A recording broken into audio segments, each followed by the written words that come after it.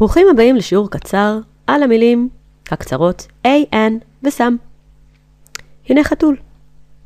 בעברית אם אנחנו אומרים החתול, באנגלית אנחנו אומרים the cat, נכון?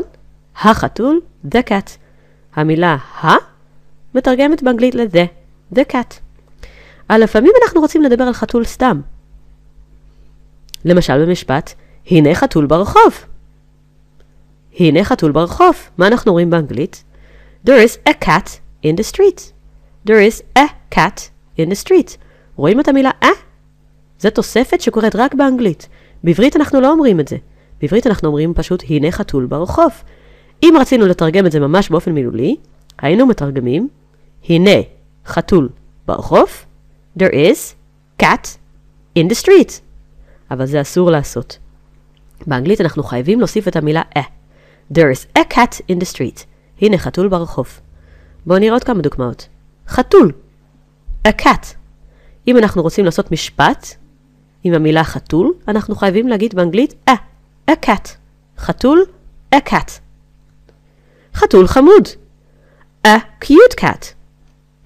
חתול חמוד ברסל. A cute cat in a hammock. hammock זה ארסל.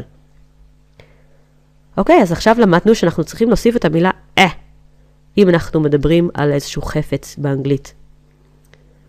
בואו נראה מה כתוב פה. תפוח. תפוח. apple. אבל אנחנו כבר יודעים שאם אנחנו רוצים להגיד את זה משפט, אנחנו חייבים להגיד נכון? אבל בואו נחשוב רגע איך זה נשמע. apple. זה לא נשמע כל כך טוב, נכון? זה פעמיים יוצא apple. זה קשה להגיד. לכן האנגלים הוסיפו את האות N. An apple. An apple. תפוח אדום. A red apple. תפוח אדום עם תולעת. A red apple with a worm in it. A red apple with a worm in it. אנחנו אומרים שבכל המקרים שבעברית אנחנו אומרים משפט פשוט, כן? כמו תפוח, תפוח אדום עם תולעת, כן? ואנחנו לא מדברים על תפוח מסוים, אנחנו לא מדברים על התפוח האדום, התפוח האדום עם התולעת. אנחנו מדברים סתם על תפוח. בעברית אנחנו לא חייבים להוסיף מילה, אבל באנגלית אנחנו חייבים להוסיף את המילה N או עכשיו, מתי משתמשים ב-N ומתי משתמשים ב-A? אז ב-N משתמשים כאשר יש צליל פתוח אחריו. apple, apple. אבל פה אין צליל פתוח. פה יש צליל סגור. red, זה סגור, עמוק בגרון. לכן זה בואו נראה עוד פעם מתי משתמשים ב-A ומתי משתמשים ב-N. ב-N אנחנו משתמשים כאשר המילה שבאה אחריו מתחילה בצליל פתוח. למשל, an egg. an egg. זה צליל פתוח. אבל גם המילה an hour. כי את ה-H הזה בכלל מבטאים. אומרים hour, ולכן זה צליל פתוח. an hour. אוקיי? בואו נראה עוד דוגמה. an open book. צליל פתוח. an open book, ולכן זה an. אוקיי? עכשיו, במילה אנחנו משתמשים כאשר המילה שבאה אחריו מתחילה בצליל סגור. בואו נראה דוגמה. a door. מסכימים איתי שהמילה דו מתחילה בצליל ד, שזה סגור, נכון? הלשון הוא סגור על החך. דו זה צליל סגור. ופה יש עוד דוגמה. פה יש אות ניקוד, נכון? אז היית אולי חושב שאות ניקוד תמיד עושה צליל פתוח, ולכן זה צריך להיות an. אבל זה לא נכון. את המילה הזאת, חד קרן, מבטאים באנגלית unicorn. ולכן זה unicorn, כי ה-y הוא סגור, נכון? מאחורה בפה, a unicorn. עכשיו, אני רוצה ללמד אתכם כלל אצבע פשוט. בדרך כלל משתמשים במילה an, שזה לפני אות ניקוד. למשל, an egg, an open book. ומשתמשים במילה כאשר המילה מתחילה עם אות רגילה, כמו D, או P, או F. אבל זה לא תמיד נכון. יש מילים באנגלית שמתחילות עם אות רגילה, אבל מבטאים אותם עם צליל פתוח. an hour, an hour. ויש באנגלית גם מילים שמתחילים עם עוד ניקוד, אבל אנחנו מבטאים אותם בתור צליל סגור דווקא. A unicorn. A unicorn.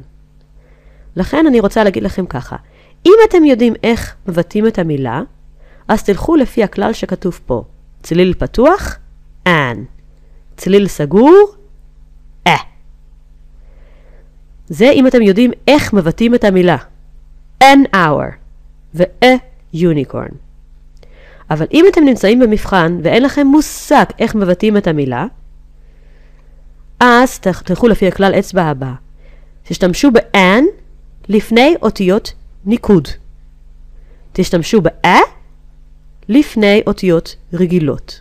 למה אני אומרת את זה? כי ברוב המקרים זה יהיה נכון, אבל לפעמים לא. אם אתם בטוחים איך מבטאים מילה, אז תלכו לפי הכלל שכתוב פה. צליל פתוח an, צליל סגור a.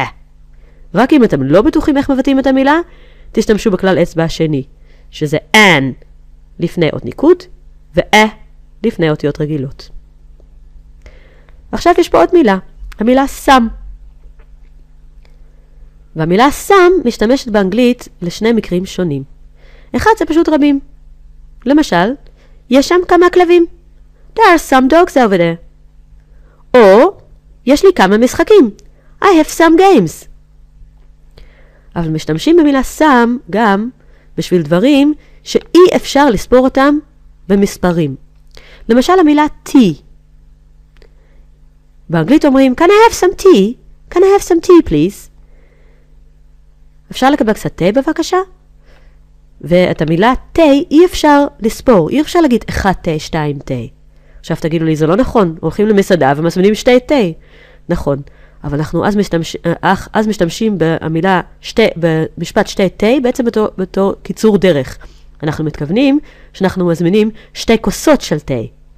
אבל באופן כללי אי אפשר לספור תה. ולכן באנגלית אפשר להגיד some. עכשיו, בגלל שזה קצת מבלבל, אני רוצה לתת לכם כלל אצבע. אם אפשר להגיד את המילה קצת בעברית, אז באנגלית אפשר להגיד את המילה some. אפשר לקבל קצת מים?